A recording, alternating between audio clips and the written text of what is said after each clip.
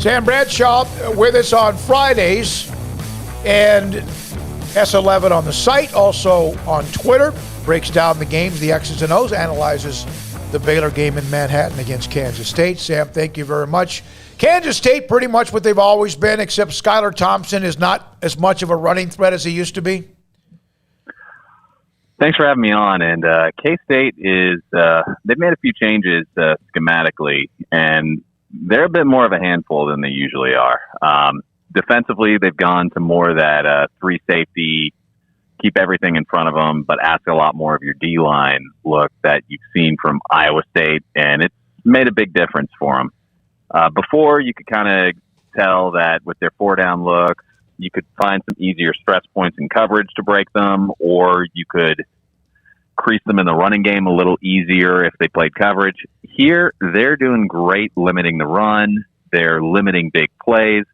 You can get some passes underneath on them, and you can get some mid-range play-action shots on them, but they get a ton of tackles for loss. They get a ton of sacks. They disrupt you. They keep you from landing haymakers on them. Their defensive evolution over the last year has made them a lot tougher to handle.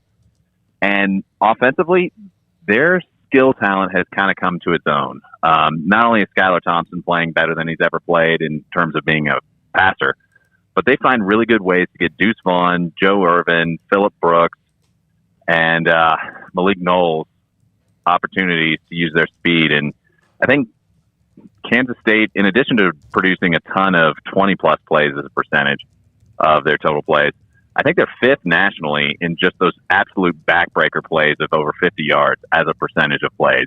If you look at teams that have played at least 4 games against power conference opponents, they are explosive. They hit you with a ton of gap schemes, which is a decent departure from what they had under Snyder, where the diversity of run calls wasn't all that big, but they just formation you and they use the quarterback a lot more. Here, they're finding different ways to pin you down, pull guys around, formation you, and it's a pretty difficult offense to keep your handle on. They don't get the notoriety some others do because they keep the drive count down, which keeps their total yardage and total points down. But on a per drive basis, this is one of the best offenses Baylor's going to face. And Bears have a tall order in Manhattan on Saturday. Where do you think Baylor's offense can exploit them the most? Well, first and foremost, if Kansas State doesn't find some ways to cheat a little bit towards the base wide zone runs, they'll have some trouble with Baylor. What I saw with Oklahoma's tape against them is Oklahoma's zone run really gave them fits, and Oklahoma was able to complete 82% of their passes against them because they were able to hit some of those play action shots, because they were able to hit underneath. Kansas didn't have anywhere near the same success, but a lot of that was their tight ends missing a block, or they had a bad snap here, or the fact that they injured 2 of their quarterbacks and guys were hitting ground balls for some wide open throws. What I saw on film there indicates that a lot of what Baylor does offensively should translate. I just don't see it coming with the base wide zone because I think K-State's defensive coordinator is going to be smart enough to take that away. And they'll probably have a game plan for that, and they'll have a game plan for some of Baylor's favorite little wrinkles they do to counter how you can be aggressive to that. So Baylor's going to have to come in with a few things they haven't seen before, possibly wait to debut them in the second half. Because you're against a good coaching staff, they'll be able to camp out on some of that stuff. And frankly, against Oklahoma, it was the adjustments to what Oklahoma was doing that ultimately won the day. Whether it was getting Gary out on the edge with some of the motions they were doing to get an extra blocker at the point of attack, or even on Abram Smith's long run, a lot of the quarterback run game that they built off of their base run. You look on Abram's long touchdown run, the linebacker to the play side, he jumps out looking like he's going to take Gary if he keeps it. And Baylor had the tight end come across, capture the D-end so he can't crash, and Abram Smith's off to the races. Sam, I know that Oklahoma had some flaws going in, but just in terms of the way Baylor played, especially the feelings coming off of the TCU loss, the Joey McGuire turnover, the game plan that they had, the way they played, how physical they were from pretty much start to finish, is that one of the better efforts you've seen from a Baylor football team in a while? It was a really good effort. I don't think Oklahoma's what they've been, but anytime you can go in against Oklahoma, a top 10 team, and everybody on both sides of the field is leaving that stadium going, one team pushed the other one around, one team's bigger, stronger, faster, better, and that team's you, it's certainly a really good day for you.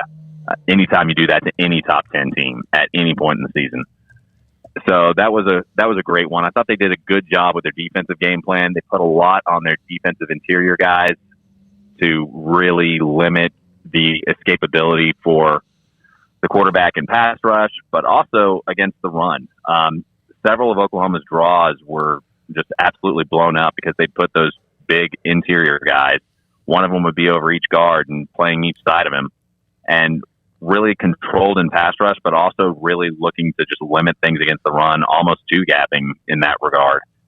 And it gave Oklahoma fits because they couldn't get guys down for those easy play action shots. And Lincoln Riley had some things to go against some of what Baylor's zones were, but they could just never really get there because Baylor was blanketing a lot of the stuff they were looking for. And if you can't really run the ball and they're not having to do anything crazy to bring guys down very soon, it limits how well your play action shots can work. And Oklahoma ran into a wall on Saturday. What I love about this Baylor team, at least, well, there's a lot of things to like. I don't know about love, but like. We know about the running game. We know about Bohannon's efficiency and, of course, the defense. But to me, week in and week out, I think Power had one bad punt in that game with TCU. Week in and week out, the punt team, the kick team, the coverage teams, what Hankins delivers. I know he missed a long one on Saturday. I like and what Ebner brings to the table. K-State used to win special teams under Bill Snyder every game, basically. That's what made them not just good but great. Do you feel like Baylor has an edge there? Well, Kansas State's awfully good on special teams, and if you don't believe me, ask West Virginia. They got torn apart by them in that regard and turnovers. But no, Baylor's special teams units have been outstanding this year. I mean, when 90% of your kickoffs are going for touchbacks, that's huge. It takes the opposing return man effectively out of the game. Your punt coverage has been outstanding. I mean, you really haven't allowed yourself to get anything blocked on your end. You've got great return efforts out of Treston Ebner, and your field goal kicker is probably the best season I've seen a Baylor kicker have in quite some time. You know, you can't say enough about Baylor's special teams units, and the fact their coverage units are so good is one of the reasons I'm picking them this week against Kansas State, because, you know, Kansas State blew out West Virginia, but when West Virginia gives you multiple turnovers and you block a punt and you get another short field off of a punt return, you know, without that equalizer there, I think Baylor can pull away there. It's going to be an absolute dogfight because I do think West Virginia is one of the toughest games on the schedule for them, including several of the tough teams they've beaten already. Isn't it interesting how I thought they were going to be pretty good, Kansas State, and here they are. Except that schedule flipped on them with what they had to play those consecutive games against Oklahoma, Oklahoma State, and Iowa State as well. Sam, Christian Morgan, I'm not sure what his availability is. Obviously we don't hear a whole lot about injuries with Aranda. That's just kind of the way that it is. But he got banged up last week. If he's unavailable to play, how do you feel about what they have at safety and how that changes things or not? I like what they have athletically and Devin Neal behind him, and it's a guy that just needs to see some more time on the field. And you've got an experienced guy that's a little undersized in Jared McVay. This would be a great week to have Christian Morgan, though. You're talking about a Kansas State team who got a guy that was a massive recruit, could like run a 4.4, 40-plus inch vertical, 6'5", 260 tight end. Immatter Bebe, I think is his last name. He's been able to house a 60-yard play for them a couple times this year. They got Wheeler, who's one of their backup tight ends, who's a really interesting size speed matchup for him.